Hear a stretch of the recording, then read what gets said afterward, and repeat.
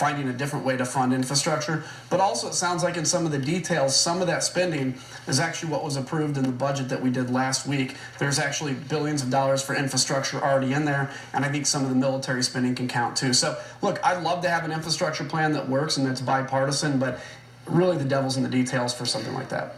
But even that plan that was passed last week is, it adds to government spending, right? That's just the truth. And one of your Republican colleagues in the House, Ohio's Jim Jordan, slams the latest budget agreement. He says it's not consistent with Republican promises to cut spending. This is what he said specifically about the Speaker, Paul Ryan.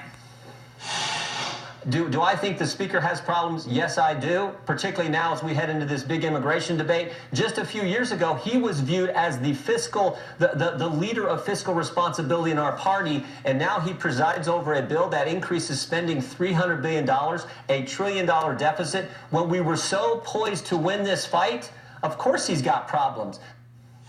And then you have the tax bill that Republicans are touting as a victory, but it also adds considerably to the deficit over 10 years. So when you look at all of that spending, and when it comes to this infrastructure bill, it seems really unclear, although we're hoping to get more details soon about what's going to pay for it.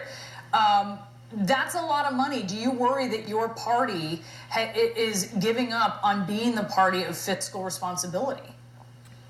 Yeah, of course it's a worry. And look, Jim Jordan never misses an opportunity to slam somebody in his own party. In fact, I see him do that more often than he does anybody else. So Jim Jordan's comment does surprise me. It's interesting because he always talks about how he's a supporter of military spending, but he's been supporting of the sequester. And frankly, a lot of folks in that Freedom Caucus actually say, they've told me privately that they want military spending to be less. What we did in this budget is we fixed the military because there was this blunt hammer that came in 2011 called sequester, which was intended to never occur. It was supposed to get us to make grown-up decisions, and it was supposed to be a thing that never happened. It happened, and in the process, it devastated our military.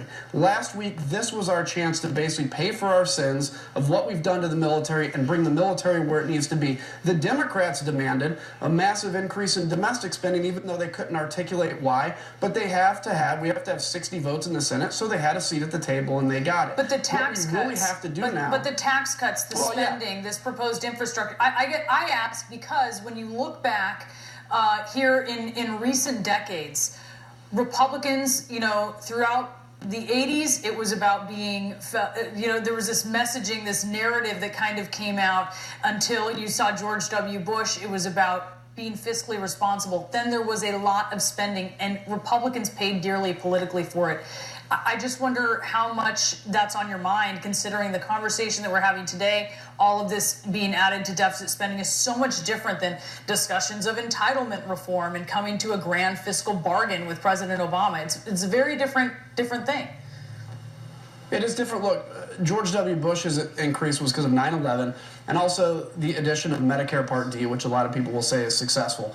In terms of us, look, it's 25% of the federal government spending. 25% of the federal government spending is what we have any control over. 75% is autopilot spending. You have 10,000 baby boomers retiring a day. If you can make an adjustment to entitlements for guys my age, I'm 39.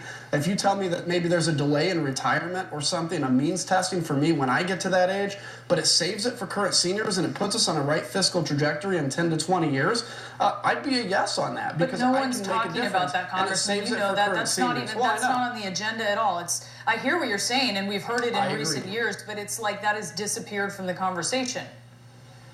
Well, and I think it needs to come back. The problem is, when we talk about it, you'll have some on the other side that say, you're cutting taxes and spending more on the military so that you have to cut Social Security for seniors. Of course, that's not the case, and the problem is that both sides play corrosive politics, but especially the left plays corrosive politics when we talk about reforming entitlements, saving it for current seniors. So if we can have these grown-up discussions, the tax cuts were necessary to get the economy rolling again. It's just like if a business finds itself stagnated, it will spend money to build an additional line or to hire more people to get itself moving again. But the economy isn't stagnated.